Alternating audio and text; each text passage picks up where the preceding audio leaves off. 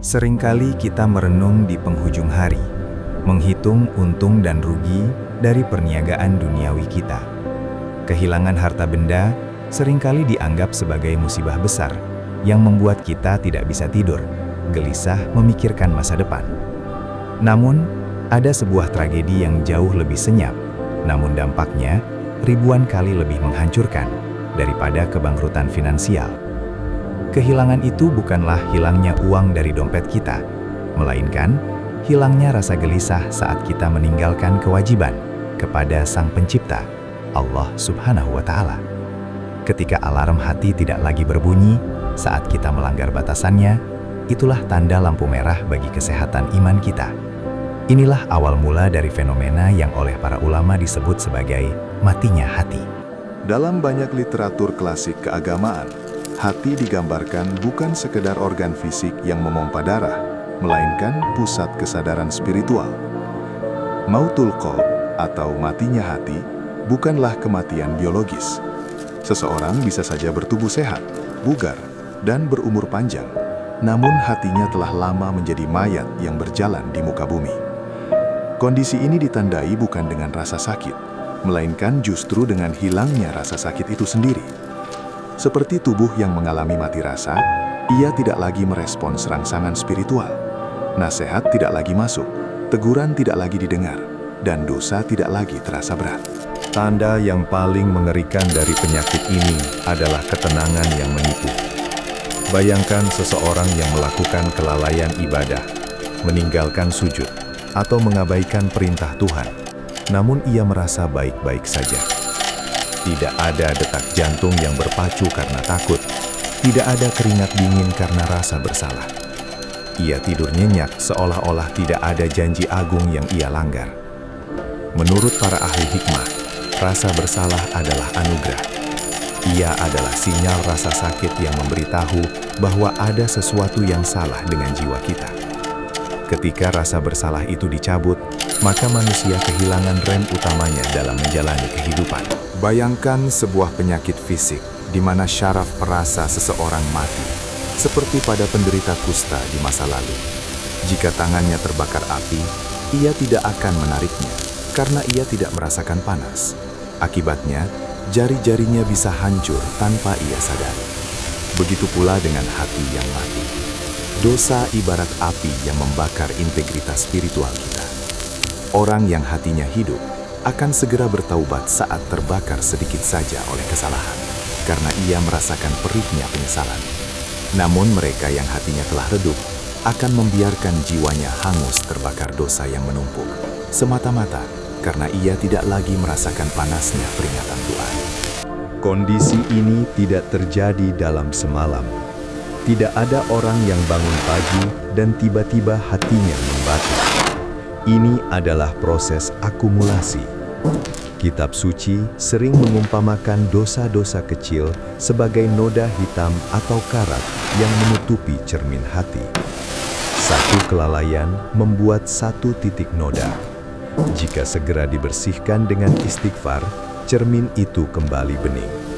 Namun jika dibiarkan dan ditambah dengan kelalaian berikutnya, noda itu akan menyebar, menebal, dan akhirnya mengerak hingga menutupi seluruh permukaan hati. Saat itulah cahaya kebenaran tidak bisa lagi menembus masuk, dan cahaya nurani tidak bisa lagi memantul keluar. Mari kita lakukan audit jujur terhadap diri kita sendiri. Perhatikan bagaimana respon emosional kita terhadap dua kehilangan yang berbeda. Ketika dompet kita hilang, atau bisnis kita rugi, atau gadget kita rusak, kita merasa sedih berhari-hari. Kita berupaya keras mencarinya atau memperbaikinya. Namun bandingkan dengan saat kita tertinggal satu waktu ibadah utama, atau saat lidah kita tergelincir menyakiti orang lain. Apakah ada rasa sesal yang setara? Jika kehilangan dunia membuat kita menangis, namun kehilangan momen bersama Tuhan, Allah Subhanahu wa Ta'ala, tidak membuat kita bergeming, maka prioritas kita telah terbalik secara fatal. Ada sebuah konsep teologis yang sangat menakutkan, bernama istidraj. Ini adalah kondisi di mana Tuhan, Allah Subhanahu wa Ta'ala, seorang hamba tenggelam dalam kenikmatan duniawi meskipun ia terus bermaksiat. Rezekinya lancar, karirnya menanjak, dan kesehatannya prima, padahal ia semakin jauh dari Tuhannya. Ini bukanlah kasih sayang, melainkan penguluran waktu menuju kejatuhan yang lebih keras. Ketenangan saat berbuat salah seringkali adalah bentuk istidraj ini. Kita merasa aman karena tidak ada hukuman langsung, padahal sesungguhnya kita sedang dibiarkan berjalan sendirian menuju tepi jurang tanpa perlindungannya. Dalam ajaran agama, hati yang keras sering diumpamakan seperti batu, bahkan lebih keras lagi.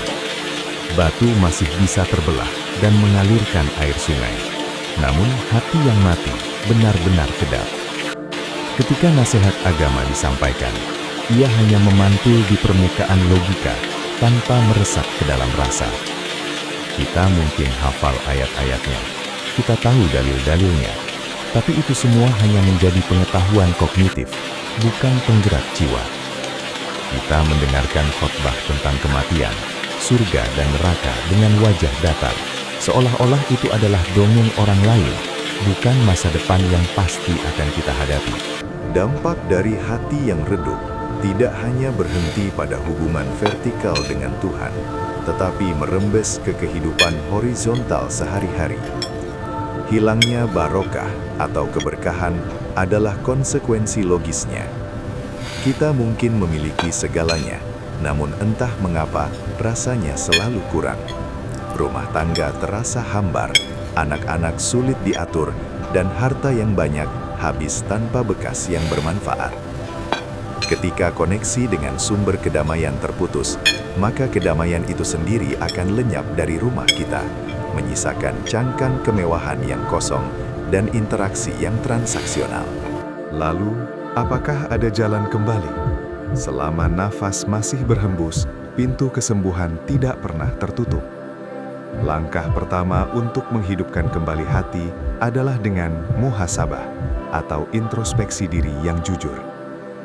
Kita perlu berhenti sejenak dari kebisingan dunia, menatap cermin jiwa, dan bertanya, kapan terakhir kali aku menangis karena takut kepadanya? Mengakui bahwa kita sedang sakit adalah separuh dari kesembuhan. Jangan menunggu musibah besar datang untuk memaksa kita bersujud. Kembalilah saat masih dalam keadaan lapang, itu jauh lebih dicintai. Menghidupkan hati yang mati membutuhkan mujahadah, yaitu perjuangan yang sungguh-sungguh. Kita tidak bisa menunggu mood atau keinginan itu datang sendiri. Ibadah pada tahap ini harus dipaksakan. Seperti tubuh kaku yang harus dipaksa bergerak dalam terapi fisik agar bisa berjalan kembali, hati juga harus dipaksa tunduk. Paksa raga untuk bersujud, paksa lisan untuk berzikir, paksa tangan untuk bersedekah. Awalnya akan terasa berat dan hambar, namun ketaatan yang dipaksakan lama-kelamaan akan menjadi kebiasaan, dan kebiasaan akan melahirkan kemanisan iman. Jika dosa adalah debu yang menutupi hati, maka istighfar, permohonan ampun, adalah pembersihnya. Ucapkanlah permohonan ampun bukan hanya di lisan, tapi hadirkan penyesalan di dalam dada. Setiap kali kita beristighfar dengan sungguh-sungguh, satu noda hitam di hati sedang dikikis. Para ulama mengajarkan untuk memperbanyak zikir ini di waktu-waktu sunyi. Semakin sering kita membersihkannya, semakin sensitif hati kita menerima cahaya ilahi.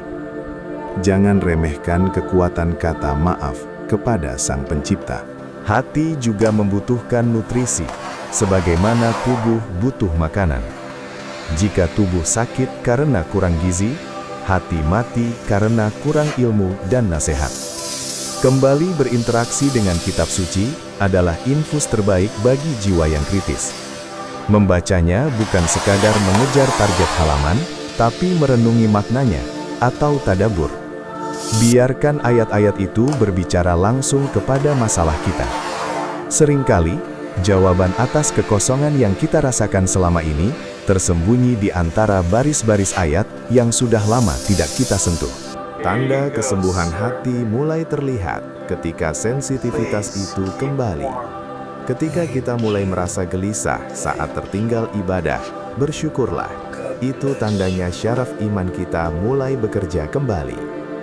Ketika kita mudah tersentuh melihat penderitaan orang lain, atau meneteskan air mata saat mendengar nama Allah Subhanahu wa Ta'ala disebut, itu adalah kabar gembira.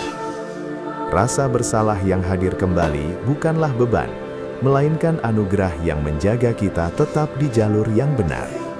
Itu adalah tanda kehidupan yang berdenyut kembali di dalam dada. Saudaraku, perjalanan hidup ini singkat. Jangan biarkan kita sampai di garis akhir dengan membawa hati yang telah mati sebelum jasad kita dikuburkan.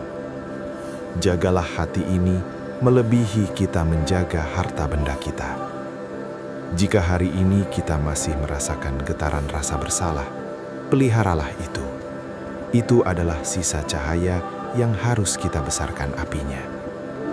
Mari kita berdoa agar Allah Subhanahu wa Ta'ala melembutkan hati kita yang keras dan memberikan kita kepekaan untuk membedakan yang hak dan yang batil. Semoga kita kembali kepadanya dengan hati yang selamat, qalbun salim.